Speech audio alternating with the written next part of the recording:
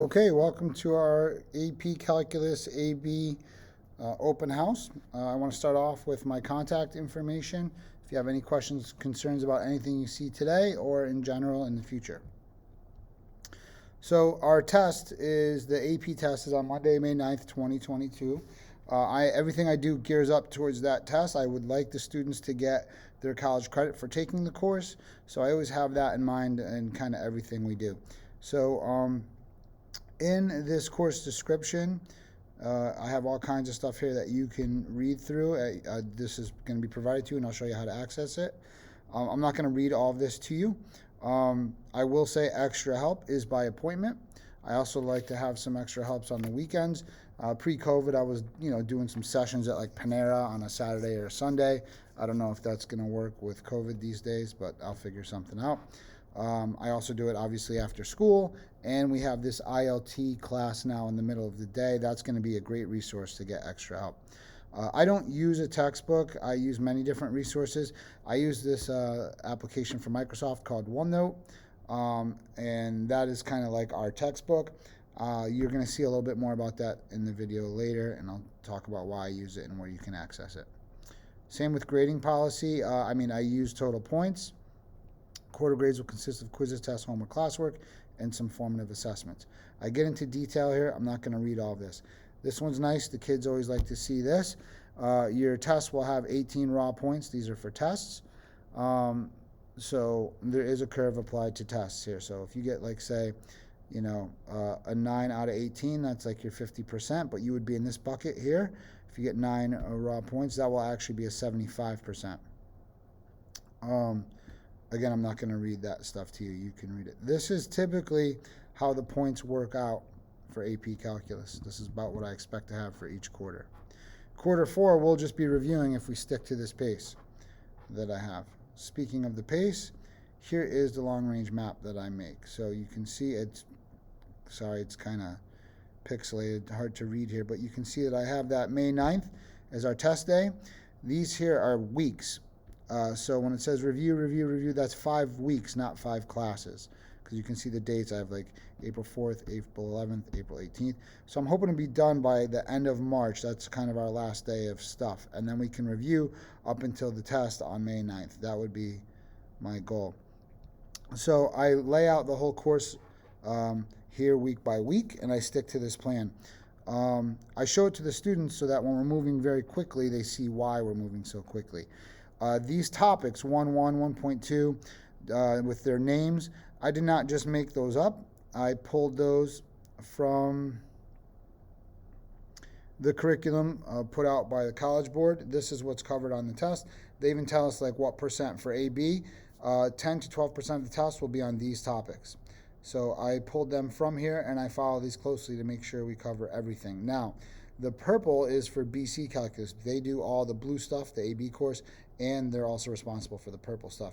So we don't have to do these purple sections, which means we don't even have to look at that last page. So this is where we stop. Long range plan, I already showed you that. Here's a better look at it that's less pixelated.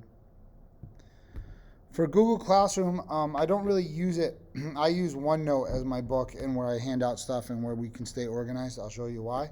I do have a Google Classroom, and I will show you how to get to it, how to get to our OneNote from there. So if we go into Google Classroom, this is our AB Calculus Classroom. If we go under Classwork, under Important Links, I didn't put it under there. It will show up under there. I got to fix that. Can I do that right now? It says it's under Important Links. You can see there. Oh, well. Anyway, I'll figure it out later. Now it's there. That's great. So if I click on that and click on the link, it will bring you to a web page, which is our textbook, if you will. So everything you're seeing here tonight, you can access here. So on the left side here, you can see that I have the units. All right, so like unit 1 is where we're starting. And when I click on the unit, you can see what I do for each day, what my plans are, and so on and so forth. So this is what we did today. Whoops, I'm sorry. So we want to go back to the open house here, and I'm going to view it on my app. It's a little better. So again, you'll be able to see all of this stuff.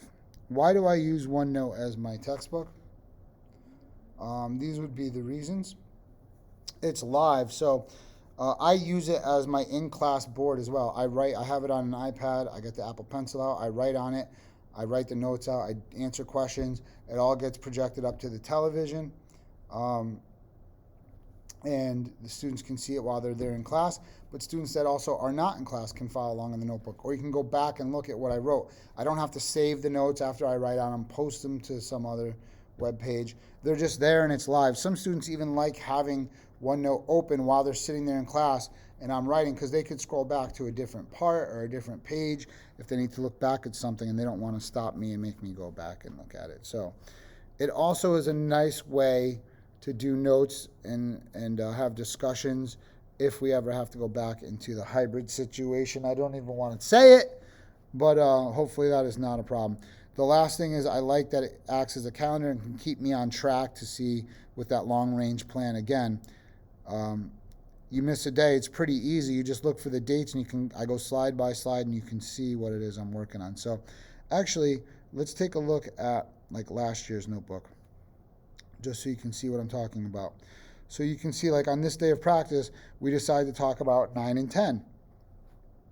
So you can see that I did some writing in here, and so the student can go and access it at their own time and see what I wrote if I was going quick or they missed something or whatever. So I do like that we have that stuff in there, right? So the other thing is we're doing this practice in class because their homework is typically to watch a video and take notes on the lecture there. So homework is not really practice. Homework is more like lecture time. In class is practice. I feel like that's the place where we have better discussions if we're practicing, not just like me giving notes. Okay, assessment is total points. The one thing I want to say about that is right now it's just kind of like if you're doing your classwork, that's how your grade is. That's what your grade consists of. As I give a couple formative assessments, like daily quizzes, the first 1 or 2 are going to be on the house. They're not going to count, so they can get used to how I do things. Then they will start counting after that. Thank you for your time.